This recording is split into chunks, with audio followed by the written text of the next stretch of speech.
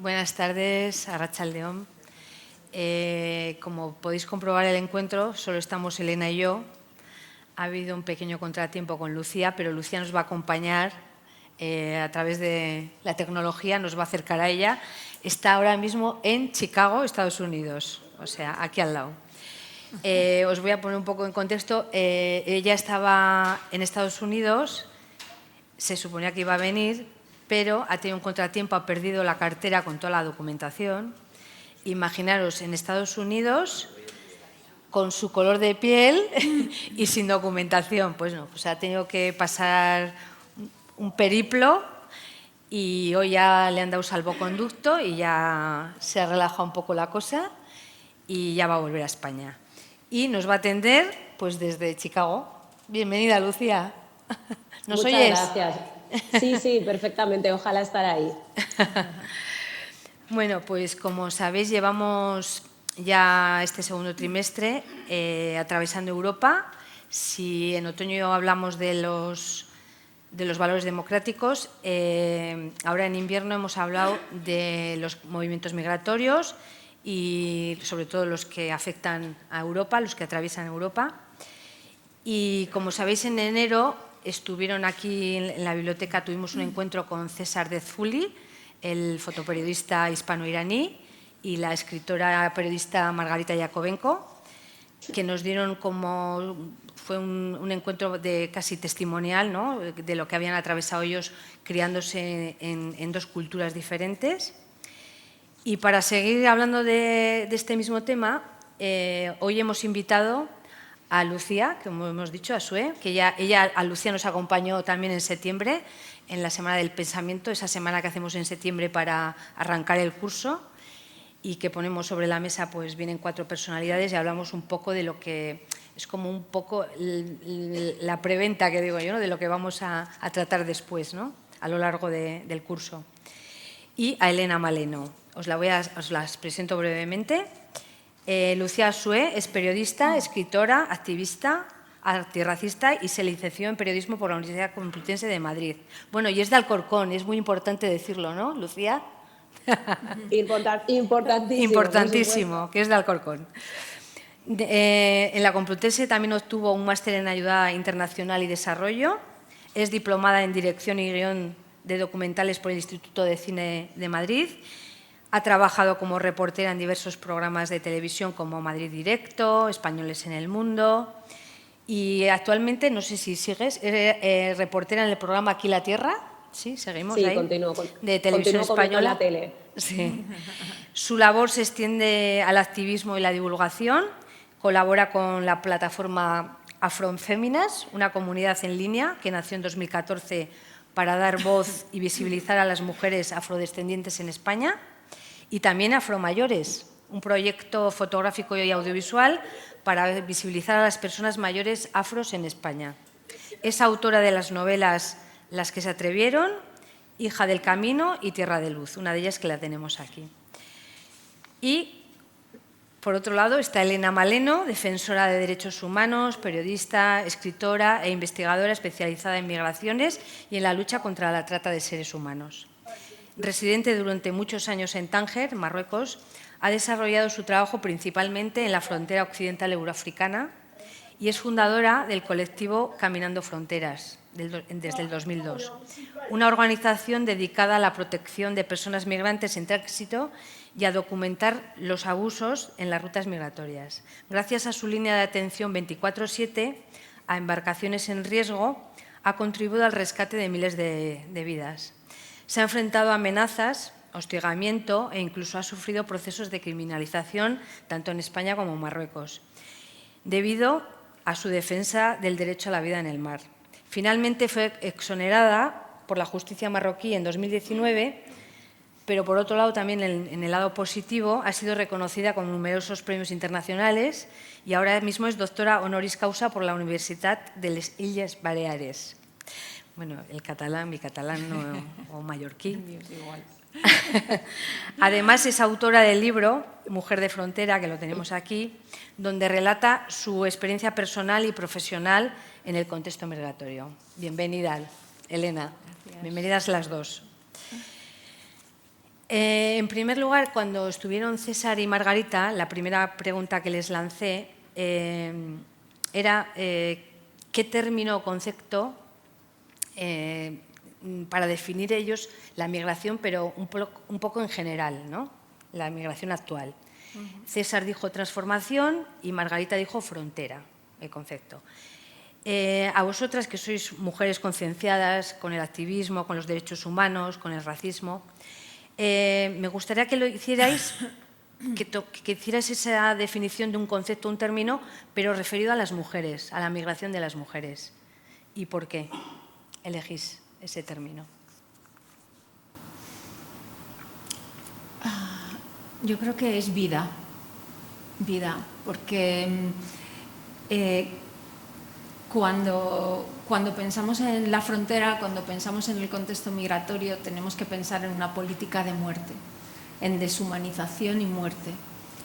Y cuando pensamos en las mujeres que están desafiando esa política de muerte, que están enfrentándose a ese sistema de muerte, la palabra y lo que ellas están defendiendo es la vida.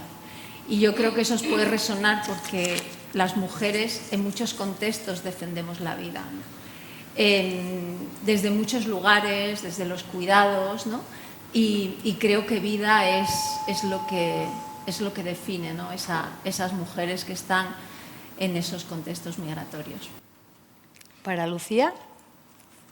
Pues me cuesta mucho resumir y utilizar simplemente una palabra, pero yo diría que como persona que analiza la representación en medios de comunicación, quizá asimetría, especialmente si nos referimos al contexto africano. ¿Por qué?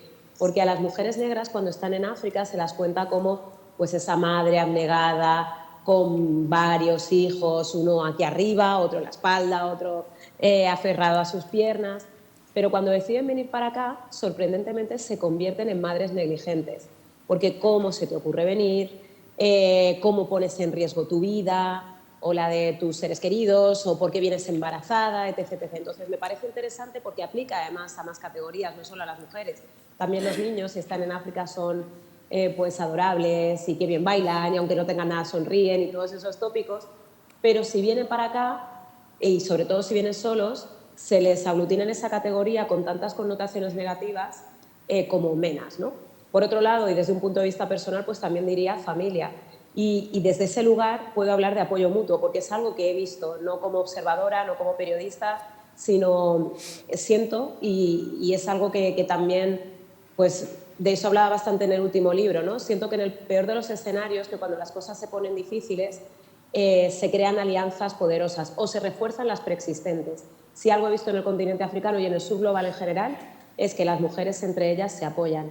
A veces porque los estados son estados débiles, a veces porque las dictaduras son terribles, por cualquier motivo, ¿no? A veces simplemente porque está en sus culturas. Pero eso también me parece digno de destacar, ¿no? Lo del apoyo entre mujeres. He investigado y según el barómetro del CIS este mismo año, el primer problema que les preocupa a los españoles es la vivienda, pero el segundo es la inmigración.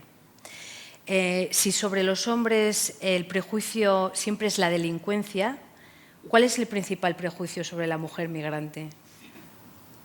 Bueno, yo en donde nosotras trabajamos, que es el propio concepto de frontera, el propio momento de la frontera, ¿no? Hay dos líneas con las que se señala a las mujeres. Como decía Lucía, la criminalización, son malas madres, son putas, son mujeres empobrecidas, entonces se las criminaliza, pero por otro lado se las victimiza, ¿no? O sea, es como, ay, pobrecitas. De hecho, incluso todo el compendio de lucha contra la trata se ha construido sobre esa idea de mujeres víctimas y policía blanca salvadora, cuando además esa policía blanca salvadora, que se supone que protege a las mujeres migrantes de la trata, es la misma policía que lleva todo el sistema de control migratorio y que violenta sus derechos. Entonces, hay dos conceptos, criminalización, victimización, que hace que de nuevo las mujeres no sean sujetas de derecho, no sean personas con agencias propias, no sean personas que están desafiando ese sistema de muerte y que tienen sus propias estrategias, donde, como bien decía Lucía, está la solidaridad y está unas estrategias de resistencia que las ha hecho llegar hasta aquí. Entonces, esa criminalización y esa victimización están marcando sus vidas, ¿no? A través de las industrias represivas que operan en el control de fronteras, no nos olvidemos que las fronteras hay unos intereses económicos enormes, con una tecnología enorme, que es la misma tecnología que se implementa en los genocidios que estamos asistiendo en estos momentos, ¿no? Pero por otro lado también hay una industria humanitaria, una industria que hace que se creen centros, esos centros humanitarios y ese concepto humanitario de víctima. Y yo creo que es ese relato en el que transitan las mujeres y en el que las mujeres ejercen, ¿no?, su resistencia. Desde mi punto de vista, y de nuevo vinculado mucho a las narrativas existentes en los medios de comunicación, pero también en el cine, incluso la publicidad, a veces además las narrativas se construyen no solo por lo que nos cuentan, sino por cada una de las omisiones. Lo que no nos cuentan también es importante. Pero básicamente, y en este sentido sería parecido a lo que sucede con las personas, y me ciño sobre todo a quienes vienen del continente africano, África negra específicamente, pero hay una idea de recién llegadismo. Parece que acaban de llegar todo el rato, ¿no? Y además de una manera muy concreta, patera y demás. Y cuando se habla de patera, se les invisibiliza, ¿no? Simplemente se cita, ha venido alguna mujer. No hay derecho a nombre, no hay derecho a historia, no hay derecho a sueños, no hay derecho a porqués, no hay derecho a futuro siquiera, por ese presente perpetuo. Hay otra cuestión, cuando sí que se habla, y lo ha dicho muy bien Elena, ¿no?, esta idea de excepcionalidad bajo ciertos polos, ¿no? O heroína, que ha tenido, ¿no?, se cuenta su historia desde esa idea, pues ha tenido que enfrentarse contra viento y marea, que hay una parte de verdad, por supuesto, o que ha salvado a una persona aquí, o que es la cuidadora excelente, por ejemplo, esta es otra de las maneras. O si no, desde el otro lado, criminalizante, que, insisto, lo ha señalado Elena Maleno, pues todo lo que tiene que ver con prostitución, etcétera, etcétera, o criminalidad, pues dejando al lado este tema, ¿no? Pues robos y demás. Por otro lado, se arrebata cierta agencia a las mujeres que migran desde el momento en el que no las dejan hablar y que son otras personas, organizaciones, instituciones quienes hablan por ellas. Y hay algo fundamental que tiene mucho que ver con mi último proyecto, con Afromayores, y es que parecen ancladas en el tiempo. ¿Y por qué digo esto? Porque la gente que migra, como están ligados al recién llegadismo, pues parece que son jóvenes eternamente, pero lógicamente envejecen. Y en ese proceso de envejecimiento, que además está muy ligado al arraigo, estamos hablando de gente, hablabas de algún dato, ¿no?, dabas alguna estadística. El grueso de las personas migrantes, o muchas personas migrantes, más del 50%, llevan aquí más de 10 años. Ya no podemos hablar de huéspedes, tenemos que hablar de vecinas y vecinos, de vecinas en este caso. Y como vecinas que son, y que forman parte de esta sociedad, bueno, de esa sociedad, que yo estoy ahora mismo unos cuantos kilómetros alejada, pero que forman parte de la sociedad, que contribuyen, que suman, que hacen, que son, que están aquí, hay que entender también que funcionan, que tienen unas necesidades específicas y unas problemáticas específicas ligadas a aquellos trabajos que les han dejado hacer, a cómo está su salud mental, a cuánta nostalgia tienen y si les cabe dentro del cuerpo y cómo les afecta también en su día a día, a la situación administrativa que hayan tenido, si por la naturaleza del trabajo que han desempeñado, incluso si han estado en situación regularizada durante todo este tiempo, pero les han pagado en B porque se han dedicado a cuidar y a limpiar, ¿cómo va a ser su pensión después de jubilación? Y es más, si venían con formación pero no les han dejado desarrollarla por convalidación de títulos, o más bien por la no convalidación de títulos, porque eso supone un laberinto administrativo tremendo, ¿cómo está su autoestima, sabiendo que podrían haber hecho otras millones de cosas, pero las han abocado a limpieza y cuidados? Y es más, dedicándose a limpieza y cuidados, ¿cómo está su cuerpo ahora tras repetir ciertas posturas a lo largo de su vida, tras inhalar humores tóxicos a lo largo de su vida y demás? Todas esas cuestiones nos las tenemos que plantear también como sociedad, pero qué difícil es cuando ni siquiera se contempla su existencia, porque hay una idea de migrante africano como hombre solo. Ya. Hablando de datos, las mujeres migrantes superan los 3,5 millones en España y aportan el 43% del total de afiliados extranjeros a la seguridad social.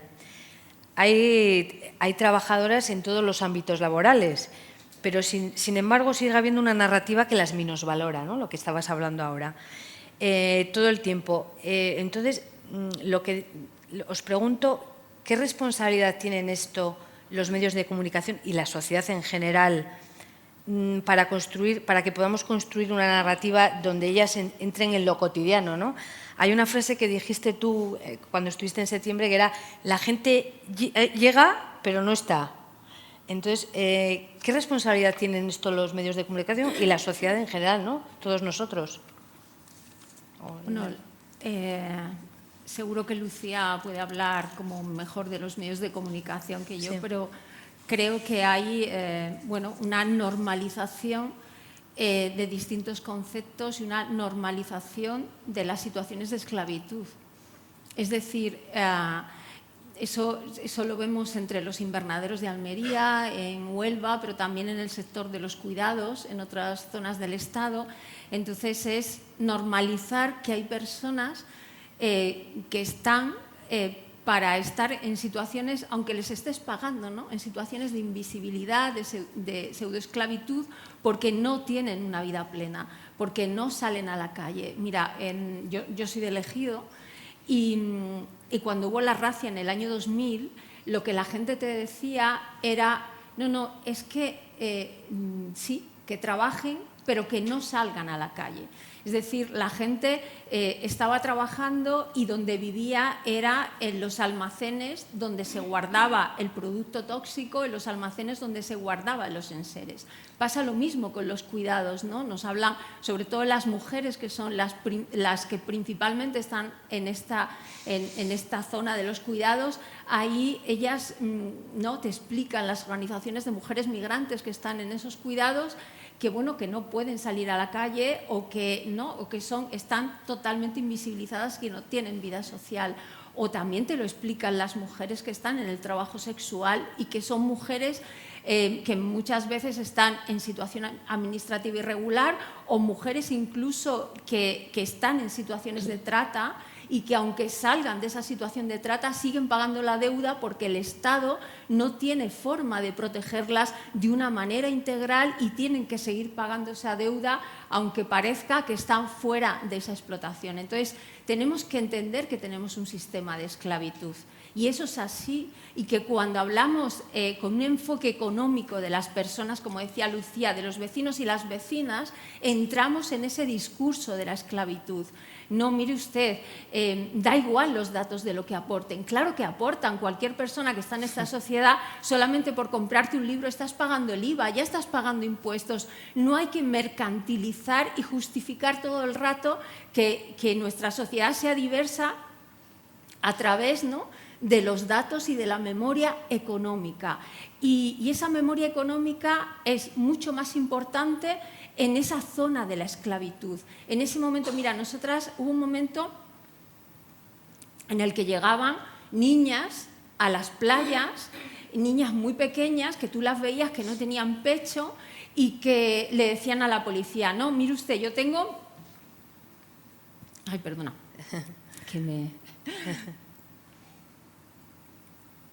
se me seca la garganta con la alergia. La niña te decía: tengo 19 años, 20 años, y tú veías que no tenía esa edad, pero la policía no llamaba a la fiscalía para declararla menor de edad, porque la niña estaba diciendo que era mayor de edad. Sin embargo, llegaba un niño marroquí que se declaraba menor e inmediatamente se llevaba a la fiscalía para declararlo mayor y poder expulsarlo. ¿Por qué? Porque sabían que esa niña iba a todo el circuito de la explotación sexual. iba a ese circuito donde se movía dinero. Entonces, no se estaba protegiendo a esas niñas que luego estaban en Francia y estaban en otros lugares de Europa porque movían dinero en ese mercado de la esclavitud. Y ahí hay una responsabilidad muy importante de la sociedad que normaliza estas condiciones de esclavitud dentro de nuestro sistema capitalista. Bueno, yo creo que las narrativas son bastante perversas y, de nuevo, lo ha comentado también Elena, ¿no? Esta idea de es que les necesitamos para hacer aquello que no queremos es horripilante, porque aparte te estás privando la posibilidad de contratar a gente y de contemplar a gente que llega a esta sociedad que podría hacer otras millones de cosas y que sumaría desde otros millones de lugares. Eso como punto de partida. Por otro lado, ¿cómo y para qué nos esperan? ¿Y de qué esperan que hablemos, trabajemos o hagamos? ¿Y qué hay de todo lo demás?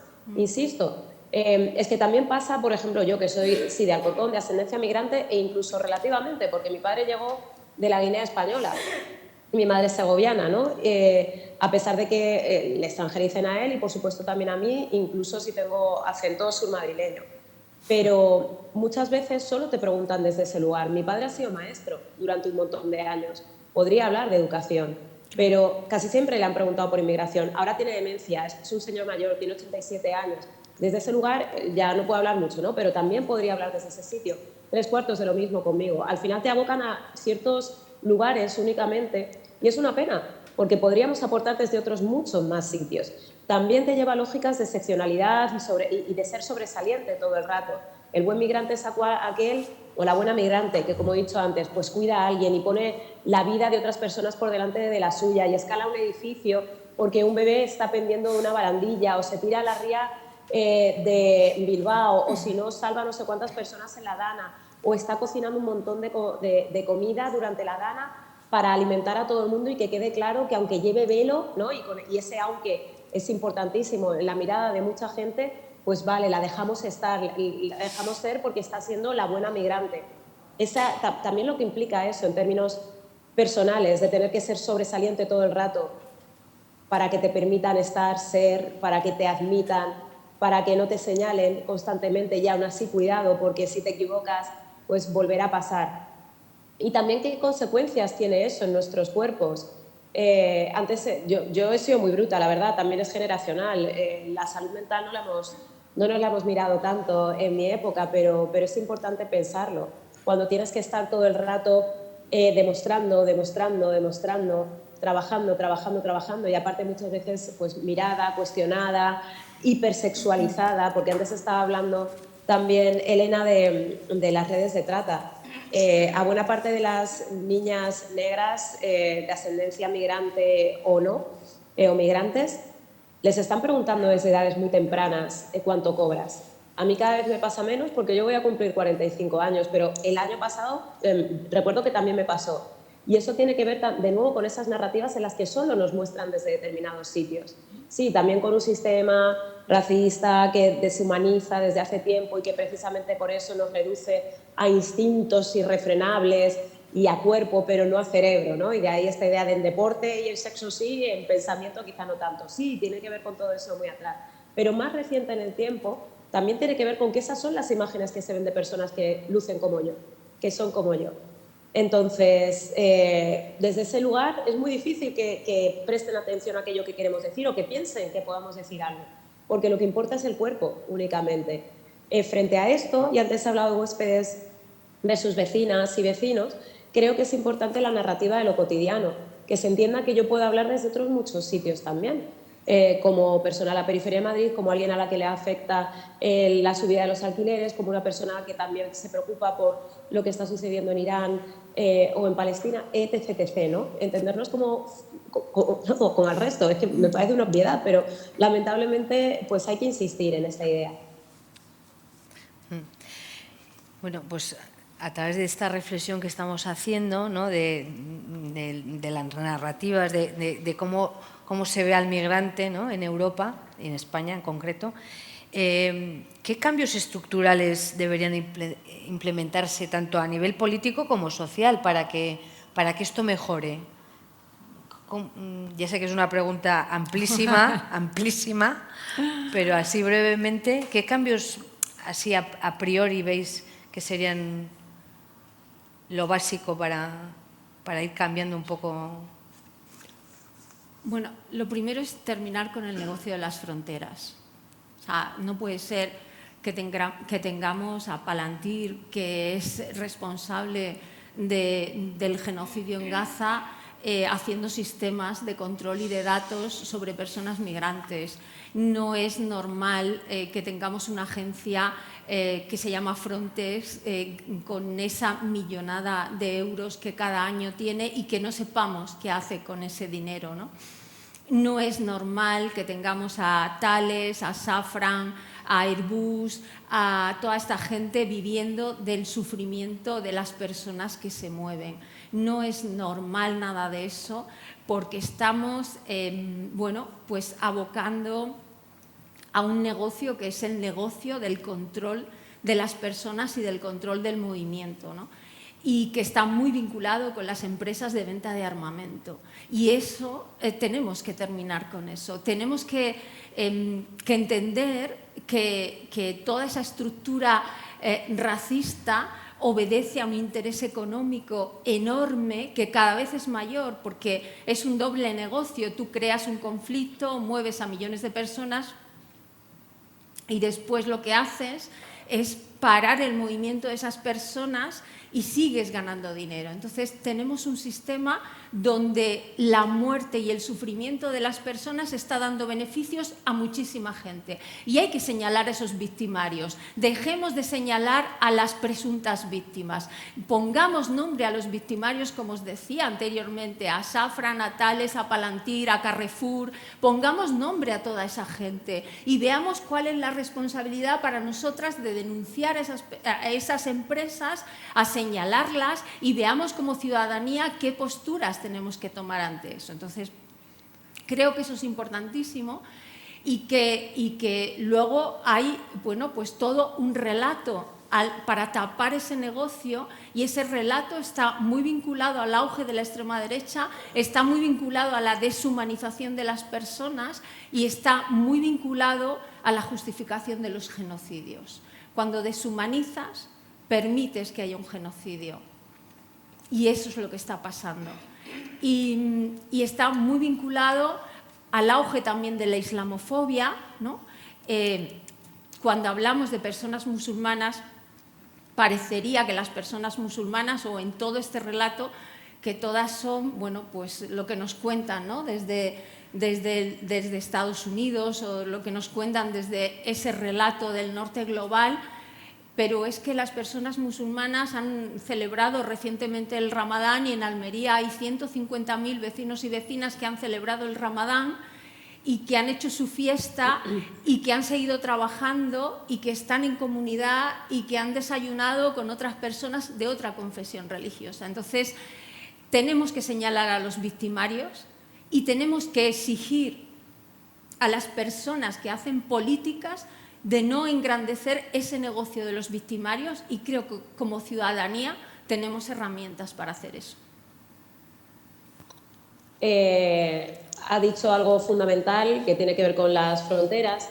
Yo creo que además es importantísimo reconocer el racismo para poder acabar con él. Esto que he dicho parece una obviedad, pero en realidad es muy complicado en un territorio que se empeña en negarlo o que lo reduce a una cuestión moral de buenas y de malas personas, sin entender que se trata de un sistema, de una estructura que está sostenido tanto por narrativas como por leyes, como por un sistema educativo, también en donde hay muchas cosas que se cuentan, pero otras tantas que no. O sea, el hecho, por ejemplo, de que no se habla de Sahara, Guinea Ecuatorial, de esclavitud, eso también es lo que está relacionado con que lean ciertos cuerpos, como siempre, nuevos en este territorio y le puedan aducir una serie de características que, lógicamente, no se puede aducir a ningún colectivo porque cada persona es un mundo.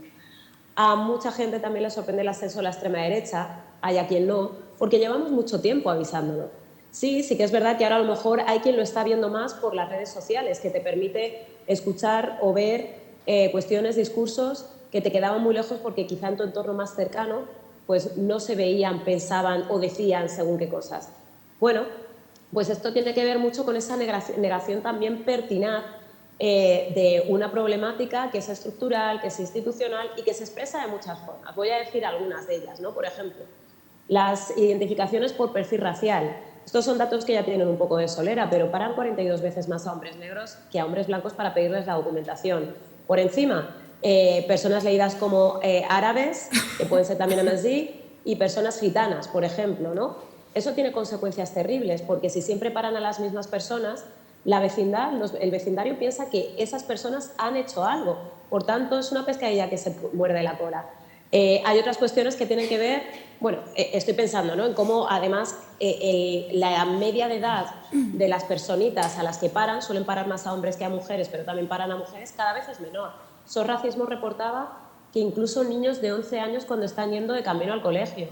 ¿Cómo te sientes tú cuando te leen como peligroso desde la infancia? Ahí hay dos cuestiones, o profecía autocumplida o, de nuevo, tener que esforzarte el doble para que te consideren normal. Hablando de la infancia, el 69% de los hijos de inmigrantes y el 60% de las hijas no llegan a bachillerato. Son datos de la Universidad de Barcelona, del Centro de Estudios Demográficos, de un tipo que se llama Jordi Bayona. Claro, es que eso es un movidón. Y también se puede hablar de guetificación de las escuelas, de cómo cuando hay más personas no blancas de ascendencia migrante, incluyendo también gitanas, que no son de ascendencia migrante, ojo, la migración fue hace muchos siglos, pues hay muchos padres y madres que deciden no llevar a su descendencia a ese tipo de colegios porque entienden que el nivel va a ser peor. Y acabo de decir que el 69% de los hijos y el 60% de las hijas no llegan, pero tenemos que preguntarnos qué es lo que está sucediendo en esas casas. ¿Cuántas horas curran esas madres o padres? Muchas veces solo las madres. ¿Tienen acaso acceso a Internet? Cuando estuve en Almería grabando no solo a personas migrantes, sino también a sus hijos y sus hijas afroalmerienses ya nacidos ahí, te contaban cosas como: mi madre se va a las 5 de la mañana, llega a las 11 de la noche y yo soy la que tiene que cuidar a mis hermanos, porque mi madre está tratando de proveer en casa. Y en mi casa no había Internet, claro que no, porque el único punto de acceso era el móvil de mi madre. Entonces, entender también cuáles son las realidades que se están viviendo y la adultificación de una infancia, la infancia migrante, que querría ser niña, pero que le toca a veces hacer la traducción de los trámites más cotidianos de sus padres y madres. También podemos hablar de otros asuntos que atañen a toda la población, pero que cuando eres migrante, de ascendencia migrante, yo me llamo Lucía, pero mi apellido es Momío. Yo hablo y sono a Lucía de Alcorcón y además tengo un nombre español, el primero, el segundo es Asue. Pero luego si voy a la hipoteca, al alquiler, pues muchas veces, curiosamente, ya está alquilado. Y a veces, claro, todo el mundo tiene problemas con el alquiler, por supuesto, pero yo estoy hablando de si incluso tienes los medios. Si incluso tienes los medios, pues si te llamas Mohamed, a lo mejor directamente te van a decir por teléfono que ya está alquilado. O si tienes un acento, incluso a personas canarias, que las extranjerizan, piensan que son latinoamericanas, les sucede esto, ¿no? Y estamos hablando de pilares importantísimos de la sociedad. Hablamos de educación, hablamos de alquiler, de acceso a la vivienda, hablamos de poder caminar de manera tranquila por la calle. Y además, con respecto al racismo, es algo que si no te sucede, piensas que no pasa. Y os voy a dar un ejemplo, que no sé si lo conté la otra vez, pero que me parece súper significativo. Recuerdo que un día yo estaba hablando con mi pareja, que es afromadrileño, y me dice: Lucy, me están mirando, están bajando la velocidad, luego te llamo. Yo sabía que era la policía sin que me lo dijera. No me llamó y me preocupé. Entonces se lo comuniqué a mi madre porque estábamos justo en ese momento en su casa y mi hermano también estaba ahí. Y mi madre lo primero que dijo: no me puedo creer que hayan parado a Samuel con lo buena persona que es. Entonces fue como: jolín, mamá. Mi hermano le dijo: mamá, pues el año pasado, y ahora tengo canas que me paran menos, me pararon alrededor de 30 veces. Entonces sí, el racismo, si no lo vives, no está. Pero recuerdo entrevistar a madres de niños afro que ella decía: el racismo es como el polvo, las motas están por todos los lados, pero solo las ves cuando se juntan y entonces te toca limpiarlas. Solo las ves cuando pasa algo como en Torre Pacheco, cuando sucede algo como lo que sucedió en El Ejido, pero si no, es complicado. Bueno, esto tiene también consecuencias en términos de autoidentificación. Es difícil sentirte en un sitio en donde se empeñan en extranjerizarte, ¿no? O sentirte, y claro, si eres una persona extranjera que además tienes un montón de cortapisas en términos administrativos, pues imaginaos. Y a pesar de todo, aquí está toda la gente asumiendo un montón de trabajos complicadísimos y sumando en una sociedad en la que no tendrían que dar tantas explicaciones, siento yo. Bueno, voy a pasar la voz al público que quiera preguntar algo a estas mujeres.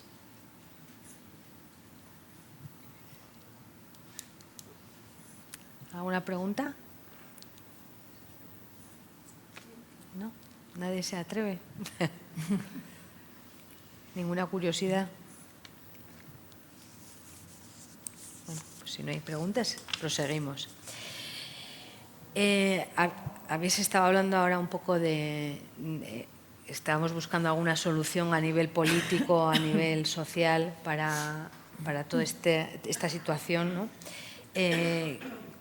Vemos que está la sociedad cada vez más polarizada o el discurso político, pero ¿qué opináis de la postura de la ultraderecha? Está clara, de demonizar la inmigración, de demonizar al inmigrante, pero la izquierda, ese discurso utilitario, ¿no?, del inmigrante, como relacionándolo siempre con un beneficio económico, ¿no? ¿Qué opináis de esto?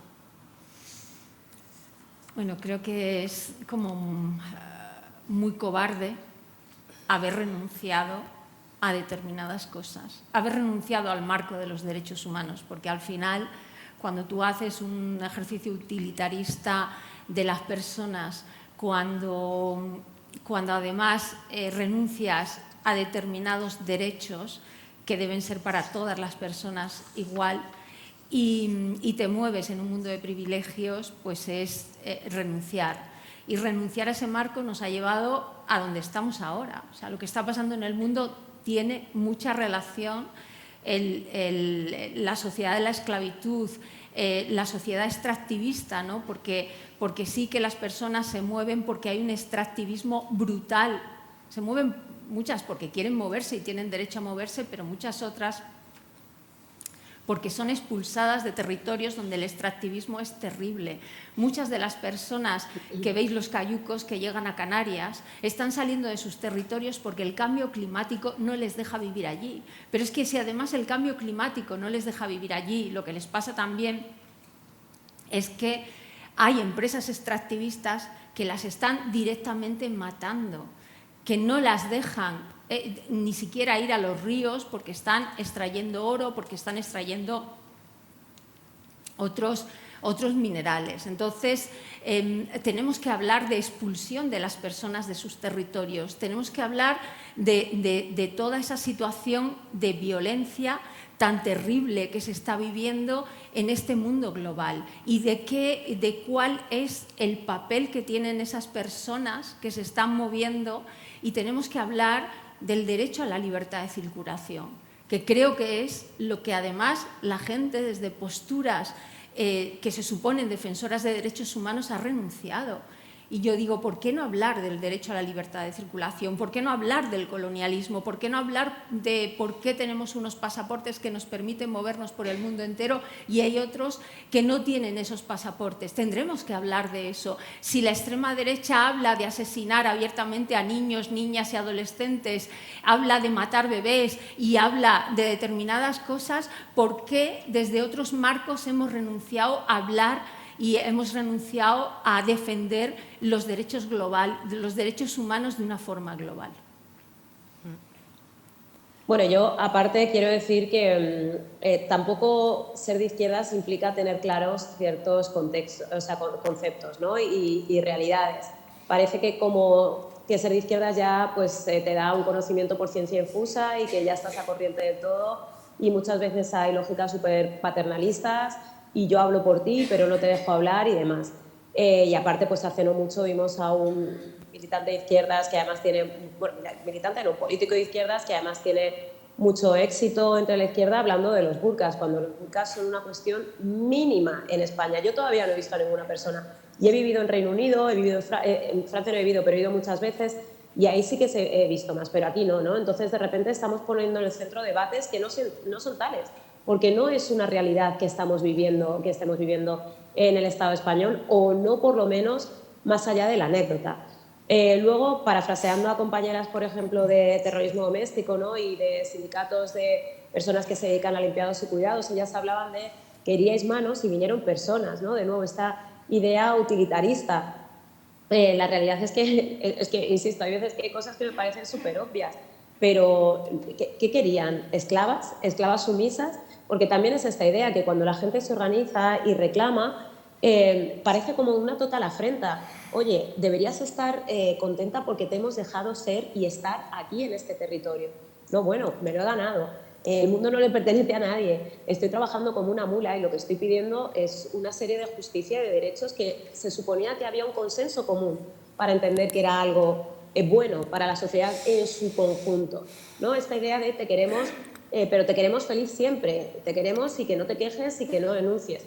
También, y lo decía Elena, esta desresponsabilización de las migraciones por parte de Occidente, porque ella hablaba del cambio climático, pero tenemos que entender que ese cambio climático, que por primera vez en la historia no se produce únicamente de manera natural, sino que hay una responsabilidad humana, bien, pues buena parte de las emisiones que se producen en el norte y están afectando en el sur. O sea, la desertificación no es culpa de quienes viven en Sahel, porque no tienen ese nivel de emisiones de CO2. Esa desertificación está muy vinculada a una actividad industrial que se desarrolla en el norte. Pero luego, cuando la gente quiere salir de un territorio donde cada vez ve más cerca las dunas y cada vez hay menos agua, pues no les quieren recibir aquí. También creo que es importante, bueno, ya hablo de eso, pero ella ha hablado de neocolonialismo, por supuesto, sí, ¿no? Y pues como cada vez más hay barcos de la Unión Europea o con bandera de la Unión Europea o de China arrasando, esquilmando los fondos marinos y provocando que la gente que se ha dedicado históricamente a la pesca ya no pueda desarrollar su labor y que tenga que venirse para acá. ¿Y luego qué? Pues luego no hay emisión de visados y luego les convertimos en criminales y luego hablamos de avalanchas y luego hablamos de invasiones y de oleadas. Cuando la realidad es que esas personas, y lo digo como hija de migrante, que ahora tiene demencia y por fin siente que está en su tierra, que ha echado cada día de menos su Guinea, a pesar de que cuando él vino, insisto, era todavía territorio español, la gente no quiere irse de su casa. Si puede, se queda cerca de los suyos, de la tierra donde les nacieron, como dicen en el español de Guinea, que allí te nacen, no naces. Entonces, y luego sí, hay gente que quiere emigrar por curiosidad, por lo que sea, pero en general, si tú pudieras, te quedarías en tu casa. Y ese nivel de desresponsabilización, de no entender que además el presente es producto de un pasado donde también se ha producido expolio y que se alarga en el tiempo, ya no solo o no siempre a través de Estados, sino también de multinacionales, es importante tenerlo en cuenta. No quedarnos con las lógicas presentistas, que es a donde nos llevan las redes sociales, ¿no? A los datos del presente, pero ¿qué pasa con el pasado si todo lo que vivimos es producto de lo que ya fue, ¿no? Igual que el futuro lo estamos construyendo ahora mismo. Y bueno, y creo que en términos individuales resulta importante que nos hagamos cargo de los privilegios que tenemos. Yo los tengo como tipa que ha nacido en Madrid y con un pasaporte español debajo del brazo que me permite moverme por medio planeta. Tanto es así que ahora mismo aquí he perdido el pasaporte en Estados Unidos, la cosa se ha complicado, pero no es lo mismo que yo reclame que soy española, que yo hubiera dicho que con la pinta que tengo soy dominicana. Seguramente las cosas me hubieran ido diferentes incluso en las comisarías donde he puesto la denuncia, a pesar de que cuando yo empecé a hablar pensaran que era dominicana. Cuando digo que soy española, la cosa cambia. Entonces, hagámonos cargos también de esos privilegios. Y no solo eso, hagamos algo con ellos. No lo sé, cada cual desde su lugar. Es muy difícil, no se puede vencer un sistema construido, cimentado, levantado ladrillo a ladrillo durante siglos. Por supuesto que no, pero sí que desde nuestros lugares tratar de poner a servicio de ciertas causas nuestras profesiones, ¿no? O sea, yo, pues Afromayores es algo que hasta ahora que nos acaban de dar una ayuda, llevamos 3 años, estamos haciendo, y la ayuda es muy pequeñita, estamos tratando de amplificar esos discursos de las personas mayores negras para que se las escuche a ellas y no tener que hablar yo por nadie, porque tienen voz, para que se ponga el foco también sobre esa realidad. Entonces, bueno, pues también poder hablar con el colegio, explicar que las narrativas que se ven en el colegio son 100% blancas, que tenemos derecho a ir más allá de la semana cultural y a que llamen al padre a que haga toque el tambor y la madre que haga un cuscús, ¿no? O sea, que está bien porque el folclore y la gastronomía también son cultura, pero que tenemos derecho a salir en los libros de texto desde otros sitios y que probablemente a partir de ahí también podamos caminar de otra manera hacia la igualdad. No quedarnos únicamente con los detallitos, sino asumir lo estructural y pensar también que la suma de detalles puede llevarnos a otros lugares. Hablas, Elena, en el libro, y lo has comentado ahora, pues, todo el impacto económico, ¿no?, que crean las fronteras, ¿no?, los intereses económicos que hay con la industria armamentística, como la trata, ¿no?, que se retroalimentan además.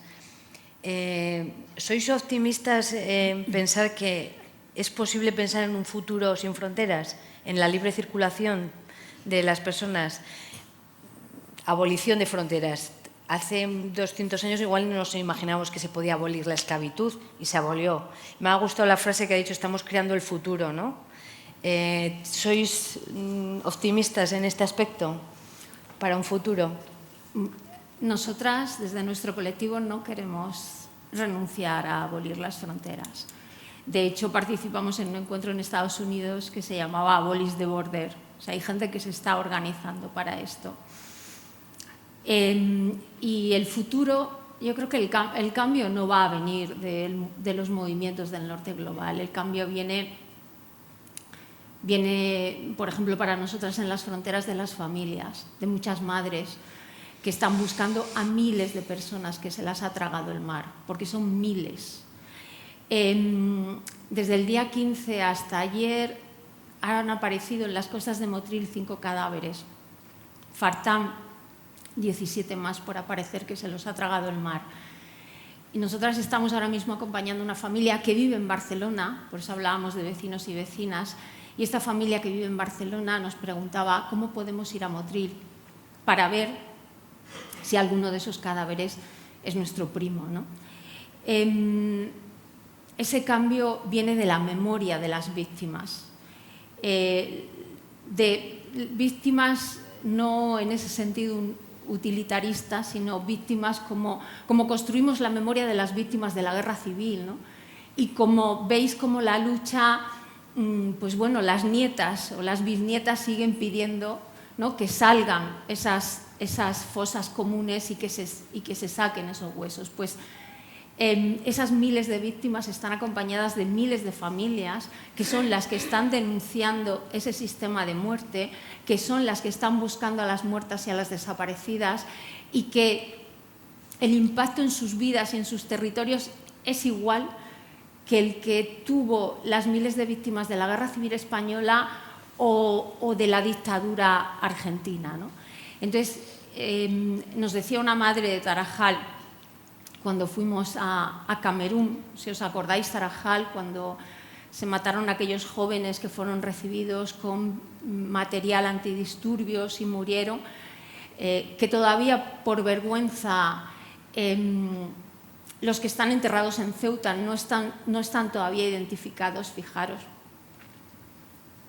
Sin embargo, nosotras a los 2 días sabíamos quiénes eran, algunos les conocíamos, identificamos a sus familias, fuimos a contarle a las familias porque tenían derecho a saber la verdad, lo que había pasado. Y una de las madres nos decía, da igual, porque nosotras le contábamos, seguramente esto era juicio, el juicio no saldrá nada, entonces hay que ir a tribunales internacionales porque estos crímenes siempre quedan impunes, los crímenes de frontera. Y la madre nos decía, da igual, la paciencia de una madre es infinita. Y de ahí algunas de esas madres ya han muerto, pero son las hermanas quienes han recuperado esa lucha y cada año se juntan todas con otras víctimas, familias de víctimas de las fronteras, y yo creo que bueno, ¿no?, que en sus manos está ese futuro. Este año hemos podido ir con familias Hay un encuentro, no sé si os acordáis de Paco Lobatón, sí, que tenía un programa que se llamaba ¿Quién sabe dónde? Sí. Pues con ese programa él después hizo una fundación para las personas desaparecidas. Entonces todos los años se encuentran pues el abuelo de Marta del Castillo, la madre de Jeremy Vargas, todos esos casos que conocemos, ¿no? Y este año han ido 2 familias de Sevilla y de Madrid que también tienen desaparecidos en las fronteras. Y ahí se ha roto todo, ¿no? Ahí se ha roto toda esa barrera, ahí ya no había fronteras, sino solo el dolor de las familias que buscan a sus desaparecidas y esas madres que se miran a los ojos y se reconocen. Da igual de dónde vengas y da igual de dónde la persona haya desaparecido. Entonces, ese es el camino y esa es para nosotras la esperanza de futuro. Bueno, yo creo que antes lo he comentado, ¿no? Pero hay que reconocer nuestras problemáticas y también lo que sucede, entender qué está pasando en este presente, aunque es difícil, ¿no? Porque todavía nos faltan herramientas y quizá en el futuro miremos atrás y digamos, ah, vaya, esto era por esto y lo otro. Pero sobre todo es esto, es importante entenderlo, reconocerlo para tratar de cambiarlo. Entender además que existen diferentes paradigmas de ser y de estar en el mundo. Y esto parecen palabras vacuas, pero efectivamente, y lo has dicho, claro que hay sitios que no tienen fronteras más allá de las naturales. Y digo esto porque yo, por parte de madre, soy de Castilla, pero por parte de padres pertenezco al pueblo Fan, que está en Camerún, que está en Gabón, que está en Guinea Ecuatorial, que está en parte de Congo. Y luego pues pusieron unas, ya sabéis, ¿no?, la escuadra y el Cartabón y crearon países. Pero antes las barreras o las fronteras eran ríos, eran montañas o era hablar otra lengua, pero eso se subsanaba desde el momento en el que intentabas hablar la lengua de quien tenías enfrente. Con esto no quiero idealizar en absoluto la convivencia en el continente africano previa a la colonización. Por supuesto que también había guerras y demás, pero sí que existen otros paradigmas. No era tan importante esa definición, era más importante un bosque que, como digo, que una línea trazada y después dibujada en un mapa. Pienso, además, en este futuro se habla de las tecnocracias y fascistas y demás, que lo son. O sea, yo, por ejemplo, tengo bastantes seguidores y mis publicaciones se ven muy poquito porque, y eso provoca que cada vez publique menos, ¿no? Porque dices, no sirve para nada hacer un esfuerzo de pedagogía y didáctica a través de las redes, puesto que está completamente invisibilizado, lo llaman shadow banning. O sea, realmente hay una intención para ocultar ciertos discursos y privilegiar otros tantos, para tenernos enfadadas y enfadados y que estemos todo el tiempo a la gresca en lugar de que nos podamos escuchar y que podamos repensar aquello que tenemos dentro. Eso, las redes nos pueden llevar a un ensimismamiento profundo, por otro lado, a comunicarnos solo entre iguales y, sin embargo, yo creo que también nos pueden llevar a otros sitios, a escuchar realidades muy diversas, a plantearnos si lo que siempre hemos pensado que era inamovible y así, a lo mejor es asá, o es así y asá. Y qué bonito y qué bien, ¿no?, que nos demos la posibilidad de ser, y esto es un poco Mr. Wonderful y frase de taza para levantarnos y qué maravilloso. Pero si me preguntas por el futuro, por lo idóneo, pues creo que sí, que ojalá pudiéramos escucharnos y entender que hay muchos paradigmas válidos y que ¿por qué no? Y por qué no, del mismo modo que en el continente africano, y hablo más de ahí, también podríamos hablar de Sudamérica, ¿no?, pero, o Latinoamérica. Del mismo modo que ahí han permeado muchas cuestiones que se dan en Europa, ¿por qué no a la inversa? A la hora pues también de pedirnos perdón, de buscar a desaparecidos, etc., tal y como ha comentado ella. Creo que el futuro es complicado, también os lo digo. Estamos ya, hay muchas reminiscencias del siglo XX, de los años 20 del siglo pasado, pero yo sé que lo que venga después va a ser mejor. Ojalá no tengamos que darnos el guantazo que se dieron nuestros antepasados europeos en el siglo XX, en los años 20 y en los 30, ojalá no llegara a eso y parte de los 40, pero lo que sucedió después de aquello fue que nacieron las Naciones Unidas y que hubo otras políticas de consenso. Ojalá esas redes sociales, como he dicho, nos den la posibilidad de explorar otras formas de pensar en el futuro, que no estén tan ensimismadas, que puedan también beber de diferentes culturas y demás. Y entender que ahora mismo, gracias a esas redes, que traen muchas cosas malas, pero también nos está trayendo lo bueno de poder ver y escuchar sin necesidad de mediatizaciones, ¿no? Bueno, has hablado de las madres, del poder de la mujer, ¿no? Que hace una semana vino Javier Corcuera, que presentó el corto de Marién. Este chico se ha pasado la vida haciendo documentales sobre los más desfavorecidos, donde había guerras, donde había mucha hambre, y él siempre contaba que, me decía, Olga, en la zona más pobre, donde ya no hay nada, donde todo se ha caído, donde dices, de aquí no se puede sacar nada, siempre había un grupo de mujeres que se juntaban y sacaban adelante las cosas como se pudiera. Y es que es en cualquier parte del mundo. Siempre la mujer se une y va unido a la palabra vida, que has dicho tú antes, ¿no? Entonces os voy a hacer una pregunta personal a las dos, porque como sois mujeres. ¿En qué momento de vuestra vida fuisteis conscientes de que ibais a dar vuestro granito de arena al activismo, ¿no?, y a trabajar por el más desfavorecido? ¿En qué momento? Bueno, yo vengo de una zona, bueno, lo que he dicho antes, vengo del Ejido, pero no del Ejido como es ahora, sino de familia jornalera, de una familia jornalera, pues lo que significa ser jornalero en Andalucía, imaginaros, pues mis abuelos. Y siempre he crecido en una casa con mujeres jornaleras que se unían, ¿no?, en el trabajo, que se unían para los cuidados, muy humildes, pero con mucha conciencia social, mucha conciencia de barrio, barrios muy empobrecidos, pero con conciencia social, conciencia de apoyo mutuo y que me han enseñado que hay que comprometerte con donde estás, ¿no? Tú donde estás y en la realidad en la que vives tienes que comprometerte, porque si no, no se construye sociedad. Desde tu trinchera, ¿no?, desde donde estés, tenemos que construir vida, ¿no? Y lo demás es orgánico, lo demás viene, ¿no?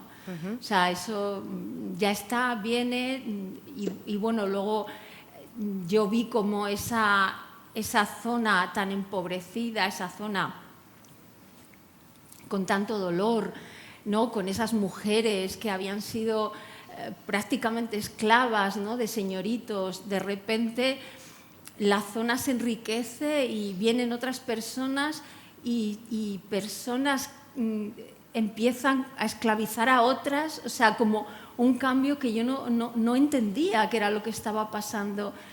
Si hace nada eras tú quien estaba siendo esclavizado, ahora vienen otros, te enriqueces, ¿no? Como ese cambio que mi zona era una zona de frontera, pero era frontera sur de Europa y ahora era,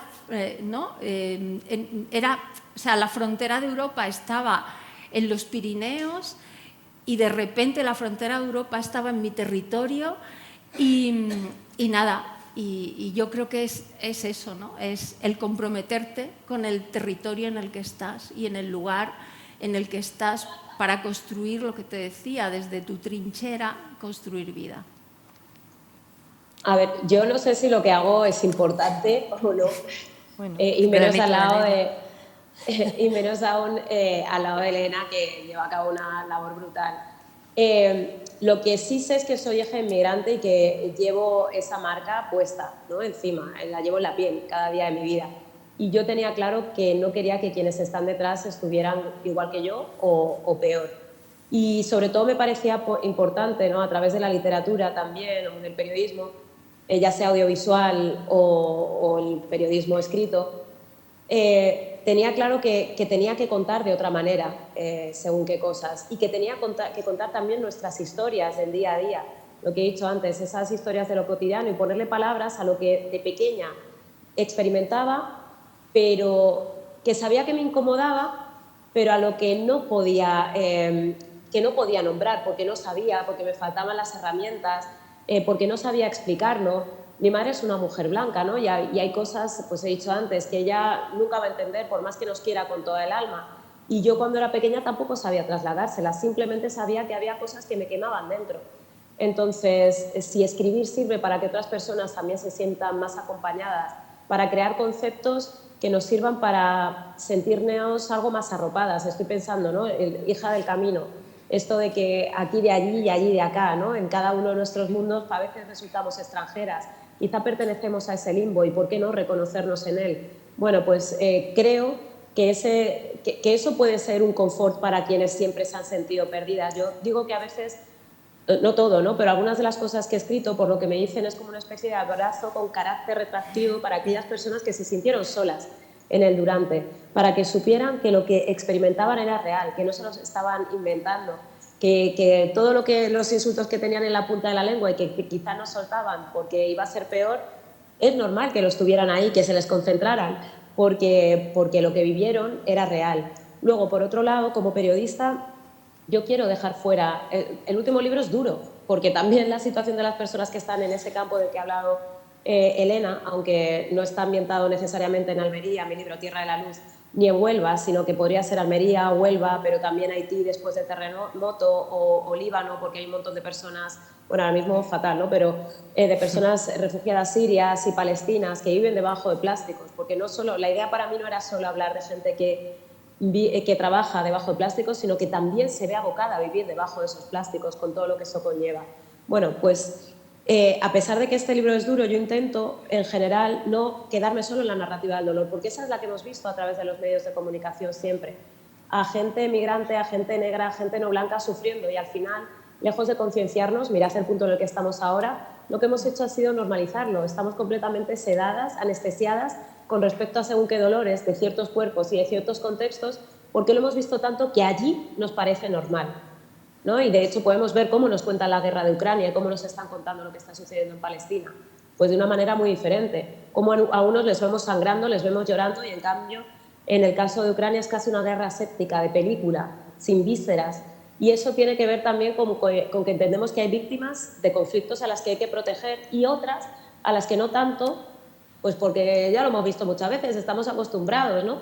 Entonces, estoy un poco en contra de esa narrativa del dolor porque, como digo, nos seda, e incluso del propio término resiliencia, porque provoca que haya grupos humanos que al final es de, bueno, que tengamos que alabar su fortaleza. No, ojalá no alabar su fortaleza, ojalá no tuvieran que padecer. Creo que, bueno, antes lo he dicho, ¿no? Está bien abogar por los relatos autónomos, que cuenten quiénes están y quiénes son y encarnan determinadas identidades. Estoy a favor también de las narrativas del gozo, no de un gozo vacuo, no del buen salvaje de Rousseau, ¿no? Del aunque no tengan nada sonríen y ya está. Estoy hablando del gozo como elemento emancipatorio y que permite descansar en contextos donde todo es difícil, ¿no? Y un gozo político casi.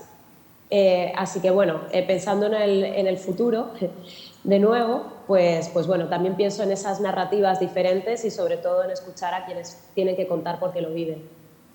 Y al final yo soy una privilegiada. Bueno, vamos a ir acabando. Os voy a poner ahora en un brete pequeño. ¿Qué le preguntarías a Lucía? Y Lucía, ¿qué le preguntarías a Elena? Para acabar, para ir acabando. Uy.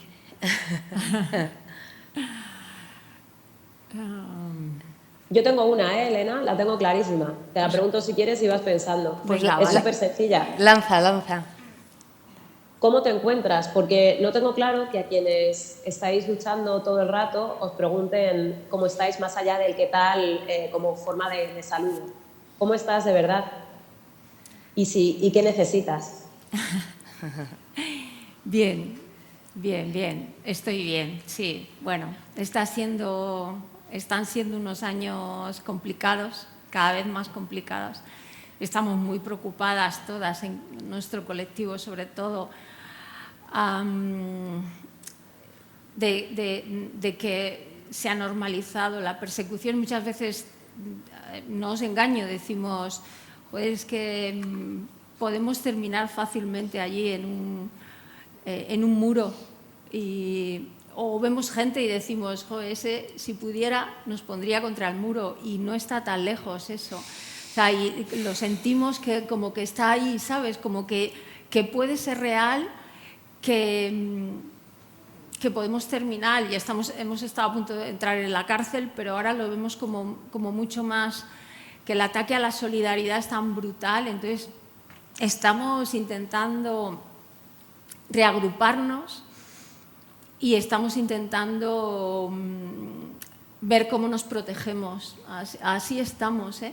O sea, muchas organizaciones nos estamos preguntando cómo protegernos de forma colectiva, y este tiempo es lo que estamos haciendo básicamente. Desgraciadamente, parte de nuestro tiempo ahora mismo es cómo nos vamos a proteger de lo que ya está, pero de lo que más puede llegar, ¿no? Y es como no queremos seguir recibiendo tortas. A ver si una de estas podemos parar alguna, ¿sabes? No queremos poder, no sé, tener otra estrategia para afrontar esto, pero está siendo muy complicado. Yo le quería... Bueno, mucho amor. Yo le quería, o sea, lo que estaba diciendo Lucía antes es importantísimo. Mi hija también es una niña racializada y Y bueno, lo que hace Lucía, ahora me emociono porque estoy muy sensible también. Lo que hace Lucía es importantísimo para, pues, por ejemplo, para mi hija, ¿no? También tiene una madre blanca que a veces la entiende y a veces no la entiende del todo. Entonces, se ha leído pues, los libros de Lucía, se ha leído también de Moja, en fin, bueno, pues se va abriendo camino, ¿no? Y lo bello, ¿no?, que es que también seáis ese referente. Entonces, te quiero dar las gracias por lo que traes de bonito a mi casa y preguntarte eso, que no sé, pues, ¿no?, cómo se siente ese gustito de saber que, bueno, pues que hay gente ahí leyendo que le estás dando como respuestas. Pues la verdad es que es algo que no pienso. Yo siento que las comunidades un poco abocadas a los márgenes y tal, racializadas, migrantes de ascendencia migrante, tienen una creación ingente que se está quedando mucho entre nosotras y nosotros, ¿no? Y es una pena, por un lado, porque siento que sería importante que pudiéramos llamarnos escritoras y escritores a secas, ¿no? Y no escritoras, y más apellido, ¿no? Escritora migrante, escritora no sé qué, que pudiéramos entrar en otros espacios. Pero dicho esto, lo que me acabas de decir pues me llena el alma, lógicamente, porque pensar que hay una generación que va a venir un poquito más fuerte, un poquito más acompañada, un poquito más pertrechada, que ojo, que no es que en mi generación no hubiera nada, ya había, lo que pasa es que era mucho más difícil encontrarlo porque no había pues, internet, ni acceso, ni traducción de ciertas obras, pero sentir que tu hija se siente un poco más acompañada, pues a mí me da una alegría bárbara. Y bueno, y muchas gracias por tus palabras. Y además, como he entrado a Capón y estoy aquí en Estados Unidos, que acabo de recibir el salvoconducto, que me voy a poder volver, no lo he dicho, pero muchísimas gracias por la invitación. Hombre, también y por la oportunidad de estar aquí y que podamos charlar. No sé si hay alguien que quiere intervenir, que estabais como cobardes. Bueno, ahora vamos a dar una oportunidad. Espera, que te van a poner un... Es que si no, no te oye Lucía. Si no, Lucía no te oye. Sí, quería preguntaros, ¿qué estrategias percibís que se usan para silenciaros y qué motivaciones hay detrás de ese deseo, de esa silenciación? Bueno, en nuestro caso han hecho muchísimas estrategias, desde ataques físicos, pues intentos de agresiones, asesinato, que lo digo así como muy fácil, pero es la realidad, y amenazas.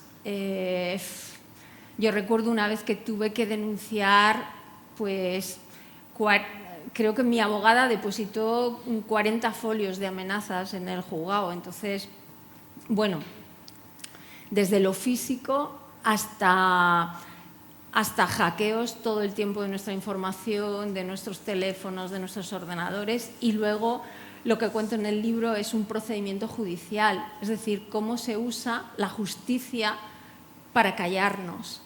Lo hemos visto, pues, por ejemplo, en Lesbos, ¿no?, con los 10 años que le pedían a los rescatadores, que le pedían 10 años de cárcel y han sido absueltos, pero hemos visto cómo pedían cárcel para un señor que estaba en Francia y que alojó a personas sin documentación en su casa. Hemos visto cómo pedían 5 años de cárcel a una enfermera que curó las heridas de un pie que iba a gangrenarse porque había cruzado el chaval los Alpes descalzo. Bueno, pues hemos visto muchas estrategias que atacan la solidaridad. Creo que la Itamari también, que es de vuestro territorio, también ha sufrido y sufre acoso, amenazas.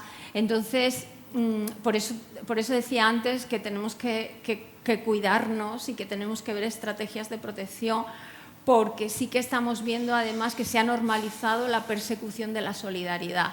Es decir, ser solidario no solo está mal visto, no solo le llaman buenismo, ¿no?, como si el malismo fuera mejor. O sea, es como, no sé, yo a veces les digo, buenista no, a mi madre siempre me ha dicho que yo tengo que ser buena, yo no sé cómo le han educado a usted, ¿no? Pero ¿en qué momento hablamos de buenismo y en qué momento? Entonces, es verdad que hay muchas estrategias de ataque.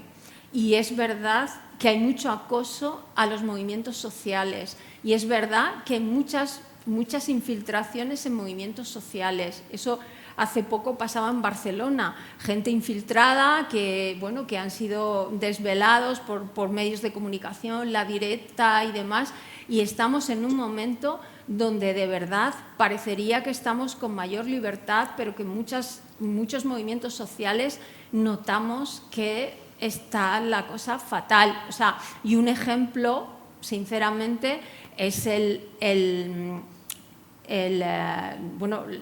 procedimiento judicial contra el fiscal general del Estado. O sea, clarísimamente. Nosotras hace poco tuvimos un encuentro de defensoras y estábamos con juezas, jueces, fiscales, fiscalas, no sé si se dice bien fiscalas, pero... Ni idea.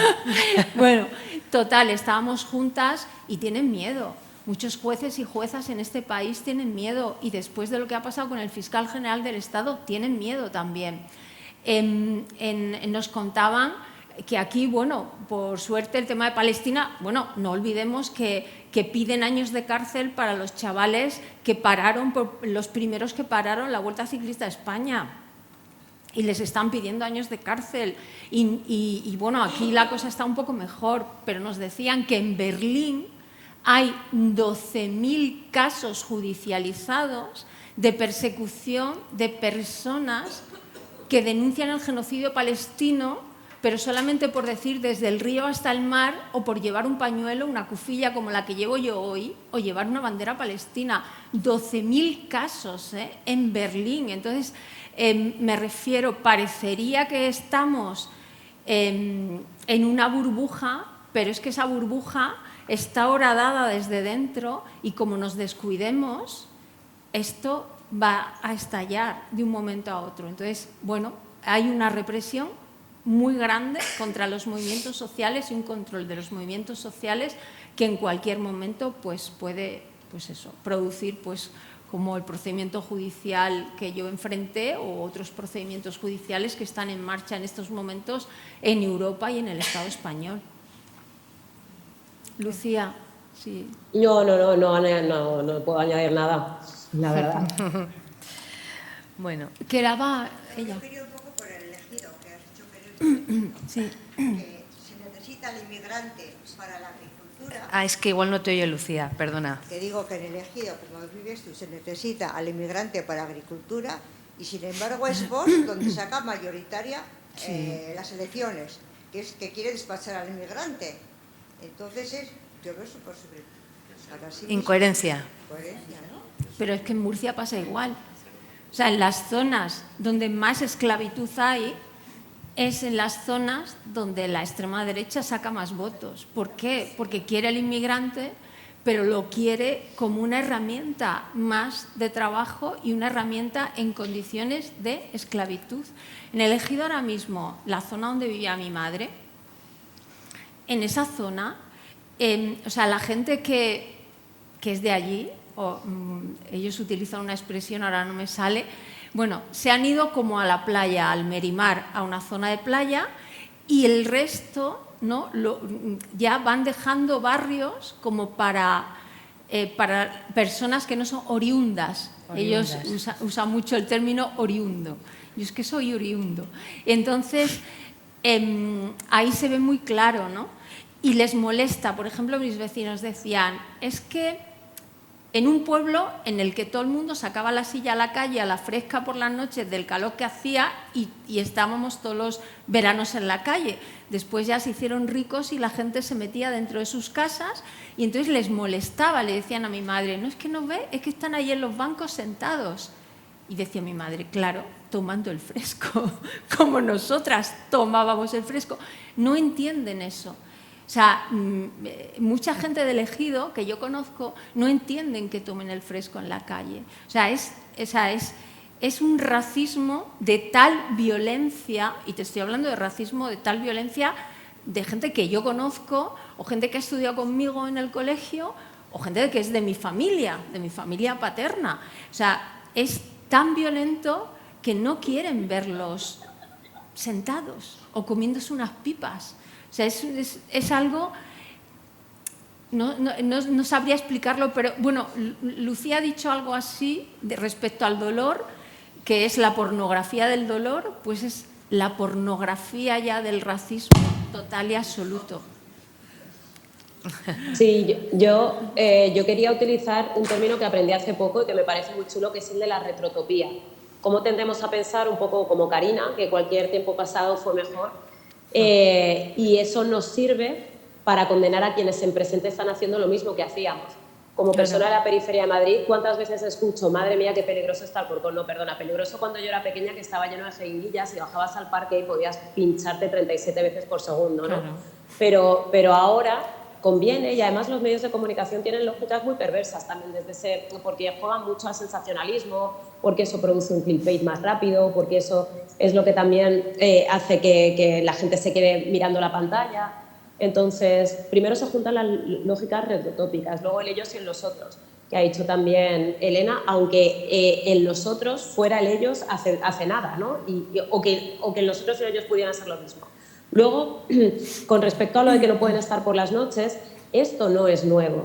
En realidad son lógicas racistas con solera. ¿A qué me refiero? En la época de post-esclavitud, post-abolición de la esclavitud, no se permitía que las personas recién emancipadas, las personas negras, salieran por las noches. Había una ley que era la ley de la Sundance Town, que básicamente era por el día estás, por la noche no. ¿Qué significaba eso?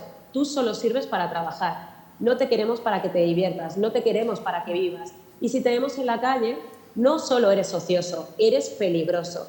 Y eso de nuevo conecta también con la construcción de los cuerpos y de los géneros histórica del racismo. La raza es hija del racismo.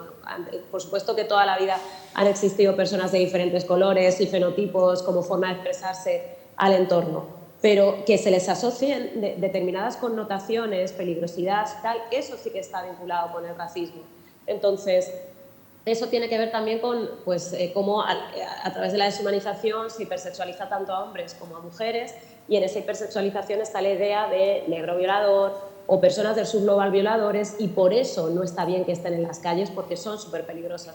Básicamente la idea, que no es algo nuevo, aunque se vaya tirando de diferentes consignas, es el ellos y el nosotros, cuando en realidad somos mucho más nosotros y nosotras que esa división. Había otra perdón. pregunta. Sí. Vale.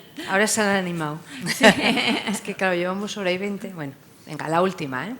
Y con esto acabamos. Bueno, buenas. Me surgen como dos inquietudes. Una frente a todo lo que han dicho, pues algo que suscribo. Y me venía a la cabeza también el hecho de que hay un punto, yo sé que no podemos mirar el mundo sin nuestros filtros, porque todas y todos y todas tenemos filtros con los cuales mirar el mundo. Pero sí, yo creo que uno de los esfuerzos mínimos también de los que estamos aquí a pie es, por ejemplo, poder mirar otros tipos de conocimientos sin que eso tenga que estar en el discurso de lo folclórico. O sea, hablo del conocimiento como algo que circule, ¿no? Y con la misma legitimidad, ¿no? Pero eso también tiene que ver con la capacidad de poderte abrir a otros mundos, a otras formas de ser, a otras formas de habitar. Y lo otro que se me ocurría cuando hablabas de Frontex, y esto sí es una pregunta, pues no sé si está en el ámbito de la ciencia ficción, llevo un rato mirando y estudiando lo de la inteligencia artificial, y todos, o sea, estamos entrando en la datificación, ¿no? Y cada vez existen más estrategias a través de la tecnología para identificar perfiles, para la persecución sin tener para perseguir cuerpos, pero sin que tengan estos señores necesariamente que estar ahí, sino que dar órdenes y todo esto. De alguna manera los movimientos sociales, ¿cómo están viendo esto que se viene de esta violencia que tiene que ver con la inteligencia artificial que está manejada por unos grandes, porque al final de cuentas es una tecnología, no lo estoy mirando como ahorita como el malo, lo que hay que preguntar es a quién sirve y quién controla esta tecnología. Entonces, ¿Cómo se están organizando frente a este tipo de tecnificación de la violencia? Yo creo que se ha hecho un trabajo muy importante, como te decía, para señalar a los victimarios y en qué están invirtiendo. O sea, Frontex ahora mismo se han hecho muchísimas investigaciones de la cantidad de dinero que están moviendo, dónde lo mueven, cómo utilizan los datos. O sea, y en eso se está, ¿no? Sobre todo a partir también de ver la realidad del genocidio en Gaza. Incluso la relatora de Naciones Unidas lo que ha hecho ha sido investigar a todas esas empresas que son las responsables del genocidio a través, sobre todo, de la tecnología. Y ese informe es muy interesante porque, claro, ya no se hace desde organizaciones sociales, sino que se hace desde la propia Naciones Unidas. Ese informe es básico en estos momentos. Entonces, hay muchos otros informes de investigación, pero claro, sabemos quiénes son, sabemos lo que están haciendo, sabemos lo que pueden hacer, pero nos falta qué capacidad tenemos nosotras para poder revertir eso. Entonces, es verdad, nosotras, por ejemplo, estamos trabajando mucho en ese tipo de seguridad, en seguridad tecnológica también, pues desde nuestra colectiva, por ejemplo, estamos en un servidor que no es un servidor que esté en ningún otro, ¿sabes? Que es un servidor independiente. Trabajamos a través de redes que son todas de software libre, ¿no? Por ejemplo, como Signal. Estamos currándonos mucho herramientas de seguridad dentro de lo que hay, pero hay muy poca capacidad, porque claro, ellos van por delante, esa investigación va por delante, entonces, y sobre todo el tema de la inteligencia artificial. O sea, es que ahora mismo se está investigando, o sea, yo creo que es muy interesante ver hacia dónde va Palantir, es muy interesante ver los acuerdos, habéis visto los acuerdos de Anthropic y ChatGPT.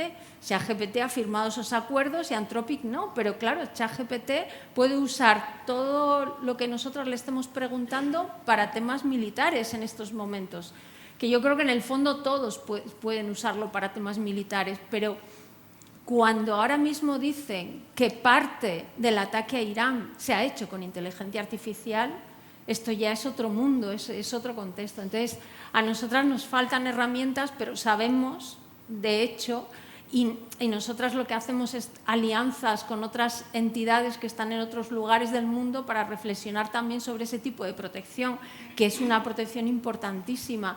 Nosotras hemos aprendido mucho de las organizaciones mesoamericanas que tienen mucha más experiencia en procesos de persecución. Por ligarlo a lo que decías de los saberes, cuando nosotras empezamos a afrontar procesos de persecución, tuvimos que aprender de otros lugares y de otros saberes que ya habían avanzado muchísimo y eso nos permitió pues, ver toda esta situación. Pero sí que creo que hay mucha investigación, que esa investigación hay que leerla y tenerla presente, pero es que me parece que ellos es que son un monstruo, insoportable, que es que no sabemos en estos momentos qué capacidad, ¿no?, tiene. Y es un monstruo muy bien financiado. O sea, yo no tengo ni idea de inteligencia artificial, a mí todo esto me supera, me siento súper atrás, pero sí que me consta que hay gente que desde pues, determinados lugares, ¿no?, que tiene que ver con el hecho de ser migrantes, ser personas racializadas, están trabajando a través de Algorand para analizar el impacto de los sesgos que tiene la inteligencia artificial y de los peligros que entrañan.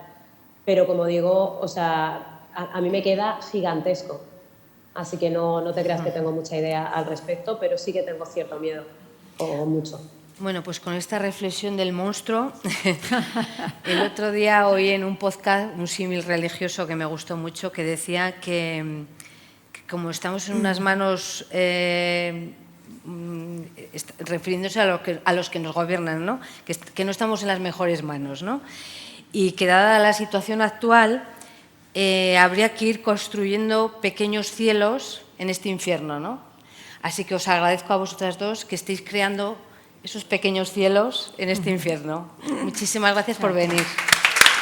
Muchas gracias.